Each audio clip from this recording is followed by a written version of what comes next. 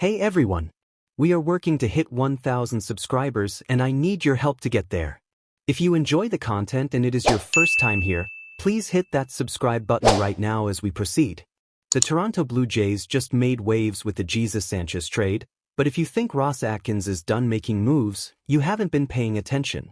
The general manager just dropped some absolutely fascinating comments that have the entire Blue Jays fanbase buzzing, and reading between the lines reveals something huge is brewing. We're talking about another trade that seems inevitable at this point, a roster shakeup that's going to change the entire complexion of this outfield, and one player in particular whose days in Toronto suddenly look numbered. Nathan Lukes, the fan favorite who had such a solid season last year, might be packing his bags sooner than anyone expected. Let me break down exactly what's happening right now, why it matters, and what Ross Atkins' cryptic comments are really telling us about the next move coming down the pipeline. First, let's recap the Jesus Sanchez trade quickly because it's the domino that's setting everything else in motion. The Blue Jays sent Joey Loperfido to the Houston Astros in exchange for Sanchez, a left-handed power bat who absolutely destroys right-handed pitching. On the surface, it seemed like a solid move to address the outfield depth issues created by Anthony Santander's injury. But when you start digging into the details and listening to what Ross Atkins is actually saying, this trade becomes way more interesting and way more complicated than it initially appeared. Ross Atkins held a media session right after the Sanchez trade went down, and folks, this is where things get spicy. When asked about the surplus of outfielders on the roster, particularly left-handed hitters, Atkins said something that should make every Blue Jays fan sit up and pay attention. He confirmed that the team is open to more acquisitions. He talked about being willing to think about different ways of structuring both the 40-man roster and the 26-man roster. And here's the kicker. He explicitly said they're willing to trade from their current lineup, even though they're generally happy with what they have. Now, why would Ross Atkins say that if he wasn't already working on something? General managers don't just casually mention they're open to trading current roster players unless there's actual movement happening behind the scenes. This isn't abstract theorizing about roster construction. This is Atkins preparing the fanbase for another move, and all signs point to Nathan Lukes being the odd man out.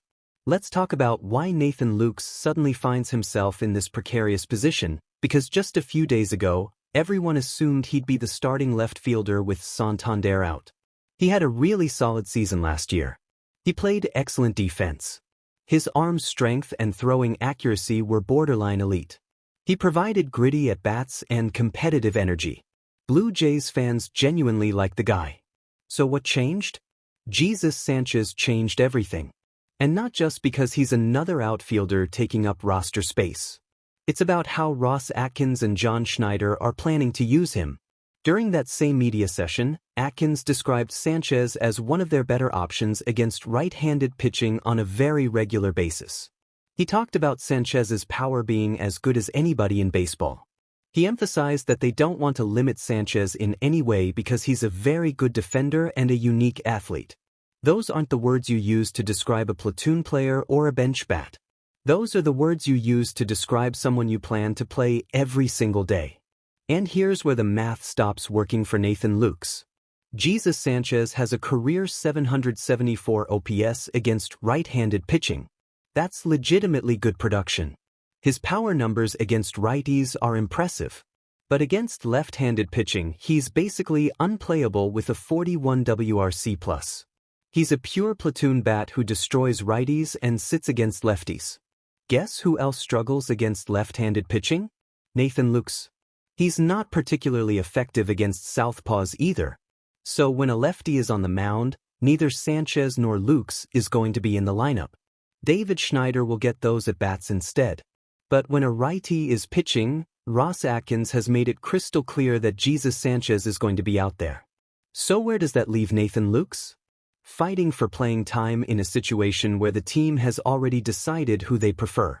That's not a recipe for success, and it's not sustainable for a player who deserves regular at-bats to continue developing. Let's look at the roster construction issues this creates, because it gets even messier when you factor in everyone else. Dalton Varsho is going to play center field every day. That's a given. Addison Barger is locked into right field. John Schneider confirmed that earlier in spring training.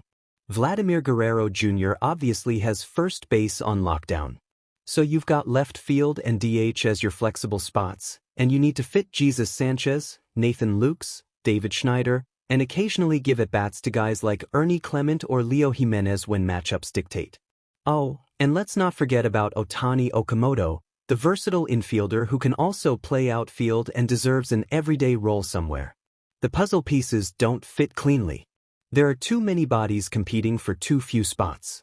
And when Ross Atkins talks about being willing to restructure the roster and trade current players, he's essentially admitting that the current setup isn't going to work long-term. An Astros reporter put it perfectly when breaking down the Loperfido trade. He noted that the acquisition of Sanchez is not straightforward for the Blue Jays, and it's hard to imagine how Jesus Sanchez and Nathan Lukes can coexist the way the team is currently constructed. That's not speculation. That's just basic roster math. You can't have two left-handed outfielders who both struggle against lefties and both deserve regular playing time. Something has to give. And Nathan Lukes is the logical piece to move. He's got legitimate trade value. Teams around the league saw what he did last season and would absolutely be interested in acquiring a young outfielder with plus defense and solid offensive tools. The Blue Jays could flip him for a bullpen arm, which they desperately need, or for organizational depth at other positions. Mitch Bannon actually proposed exactly this kind of trade a while back, suggesting Nathan Lukes for Pirates reliever Carmen Mlodzinski. Now, that specific trade probably isn't happening since the Pirates have made other moves, but it illustrates the concept perfectly.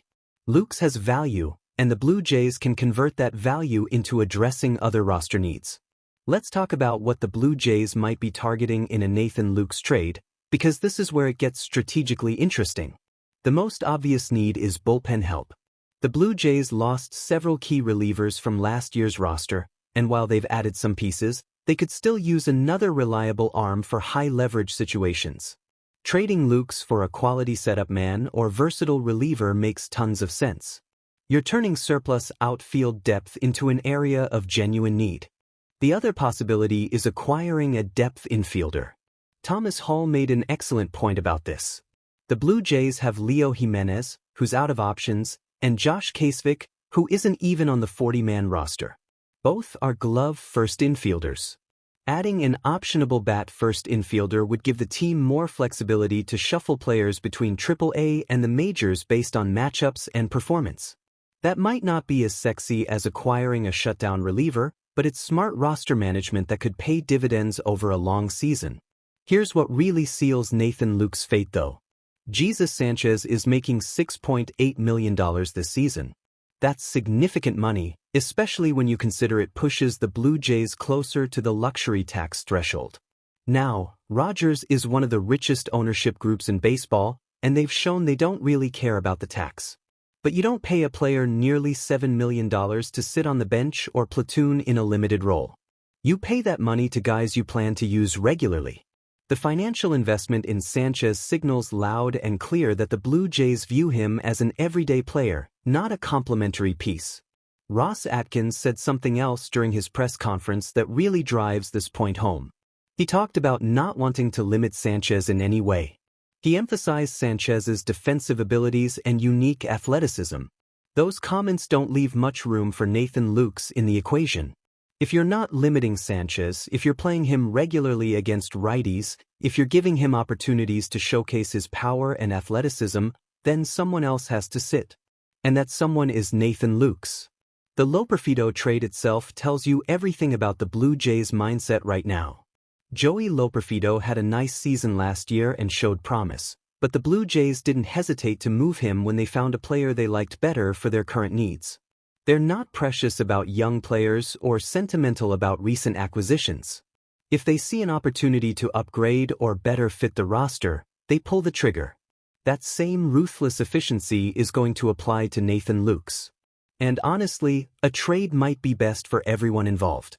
Nathan Lukes deserves to play regularly.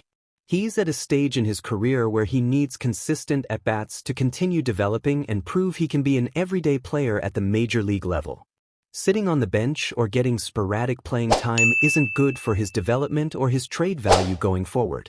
If the Blue Jays can find a team that will give him regular opportunities while getting back a piece that helps Toronto, that's a win-win scenario. Joey Loperfido spoke out after getting traded, and his comments were pretty telling. He said he was shocked by the move, that he's not crying yet, and that he feels like he's leaving Toronto as a better player than when he arrived. That's the business side of baseball that fans sometimes forget about. These are human beings with families and routines and connections to their teammates. Getting traded is jarring and emotional. But Loperfido also recognized that this is the reality of professional sports. Teams make moves they believe help them win, and players have to adapt. Nathan Lukes is about to learn that same lesson if the Blue Jays pull the trigger on a trade. But here's the thing. This isn't personal. This isn't the organization giving up on him or saying he's not good enough. It's simply a matter of roster construction and finding the right fits. The Blue Jays acquired Jesus Sanchez because they believe his power potential and ability to destroy right-handed pitching gives them a better chance to win games this season. And if moving Nathan Lukes allows them to address bullpen depth or infield versatility while keeping Sanchez in the lineup every day, then that's the move they're going to make. Ross Atkins is clearly working the phones right now. His comments about being open to acquisitions and willing to trade current players weren't throwaway lines. Those were deliberate statements designed to signal to other general managers that players are available. And when you connect the dots, when you look at the roster construction issues, when you listen to how they're planning to use Jesus Sanchez, Nathan Lukes is the most obvious trade chip on the board. The next few days and weeks of spring training are going to be absolutely fascinating. We're going to see how the Blue Jays handle the outfield rotation in actual games. We're going to hear more from John Schneider about his plans for lineup construction. And we're probably going to see another trade materialize as Ross Atkins continues reshaping this roster on the fly. So here's what I need from you right now. Smash that like button if you think Nathan Lukes is getting traded before opening day. Drop a comment below telling me what you think the Blue Jays should target in a Lukes trade. Should they go after bullpen help? Should they grab a depth infielder? Or is there another move you'd like to see? And make sure you hit that subscribe button because moves are happening fast, spring training is heating up, and you're going to want to stay locked in for every development as this roster takes its final shape. The Blue Jays are going all in this season, and we're covering every single move as it happens. Let's go!